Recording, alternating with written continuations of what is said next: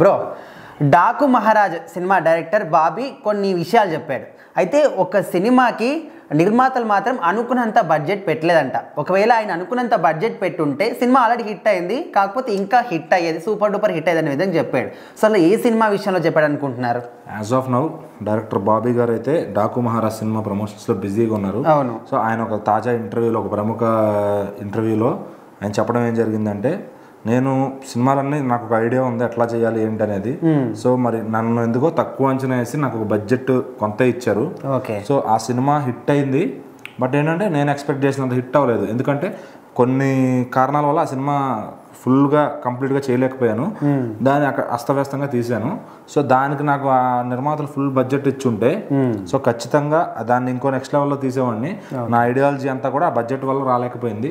So అది ఎక్కడి వరకు రావాలో అంతవరకు హిట్ అయింది. అలా కాకుండా నిర్మాతల బడ్జెట్ ఇచ్చుంటే సో ఖచ్చితంగా అది ఇంకా నెక్స్ట్ లెవెల్లో వచ్చేదని చెప్పారు. అంటే ఆ విషయం అయితే ఆ మాటలు చెప్పాడు, కాకపోతే ఏ సినిమాని మెన్షన్ చేయాలి. సో అసలు ఏ సినిమా అది ఎందుకు చెప్పలేదు అంటే, మరి చెప్తే ఆ హీరో ఫ్యాన్స్ ఊరుకోరు కాబట్టి.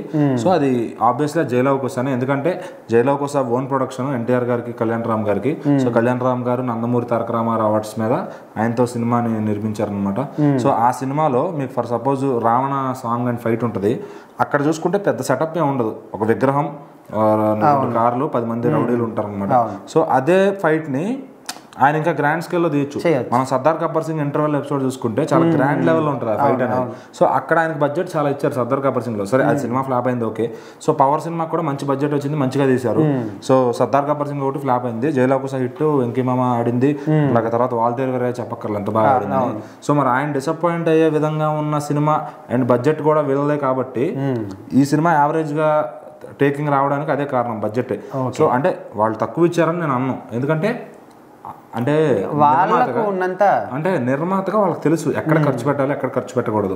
సో ఏంటంటే ఇంకా కెమెరాలు క్వాలిటీగా ఇస్తారు, లొకేషన్స్ ఇస్తున్నారు, అన్ని వాళ్ళు అడిగిన అన్ని ప్రొవైడ్ చేస్తున్నారు. సో నిర్మాతగా కళ్యాణ్ రామ్ గారు తప్పు అయితే ఏం లేదు, మరి యాక్టర్ గా ఎన్టీఆర్ గారు తప్పు లేదు. ఆ సినిమా రావణ సీక్వెన్స్ అంత బాగా వచ్చింది, ఆ క్యారెక్టర్ అంత బాగా పండింది, అండ్ డ్రామా సీన్స్. సో ఎక్కడో చూసుకుంటే కనుక సినిమా మొత్తంలో అంతా బాగుంటుంది, కానీ ఎక్కడో కొంచెం తగ్గిందే అని ఫీల్ చూసేవాడికి వస్తుంది. బట్ ఏంటంటే యాజ్ ఎ నిర్మాతగా కళ్యాణ్ రామ్ గారు ఇది తగ్గించవచ్చు, ఇది పెంచవచ్చు. ఇప్పుడు ఇది ఏది హీరోకి రేంజ్ రోవర్ కార్ పెట్టారు, అది వాళ్ళ ఓన్ కారే. సో మరి ఆ బడ్జెట్ తగ్గినట్టే కదా. అట్లా అది ఎక్కడైతే తగ్గించాలి, ఎక్కడ పెంచాలి, ఆయన అడిగిన సెట్ ఏంటి, దాంట్లో మనం ఏం తీసేయచ్చు, ఏం పెట్టచ్చు, ఇంకా అట్రాక్షన్ ఏం పెట్టచ్చు, అవన్నీ వాళ్ళకి తెలుస్తాయి. సో అంటే ఆయన చెప్పిన దాన్ని బట్టి మనం ఎవరిని ట్రాల్ చేయడానికి లేదు అక్కడ. ఎందుకంటే నిర్మాతగా ఆయన ఖర్చు ఏంటని ఆయన తెలుసు, హీరోగా ఈయన ఎలా చేయాలి, డైరెక్టర్గా ఆయన ఎలా చేయాలి. సో ప్రతి నిర్మాతకు భయం ఉంటుంది, లిమిట్, ఇంత లిమిట్ పెట్టుకున్నాం కదా, దాటితే బాగోదు.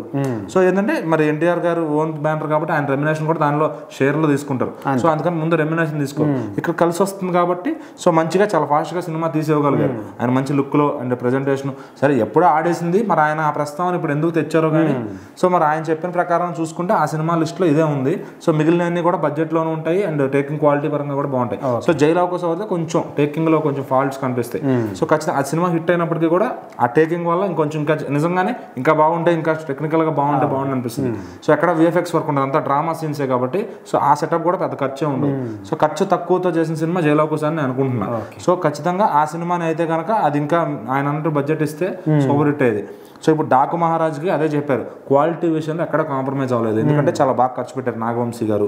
సో ఖచ్చితంగా ఈ సినిమా నేను అనుకున్న దానికన్నా చాలా బాగా వచ్చింది, కథ పరంగా కానీ క్వాలిటీ పరంగా కానీ. ఫస్ట్ టైం బాలయ్య గారిని ఎప్పుడు మీరు డైలాగ్స్ చూస్తారు, ఫైట్స్ చూస్తారు, ఈ సినిమా మాత్రం క్వాలిటీ పరంగా చంపేస్తుంది. సో స్క్రీన్ మీద ప్రతి ఒక్కరికి ఐ ఫీస్ట్ కూడా ఉంటుందని చెప్తున్నారు.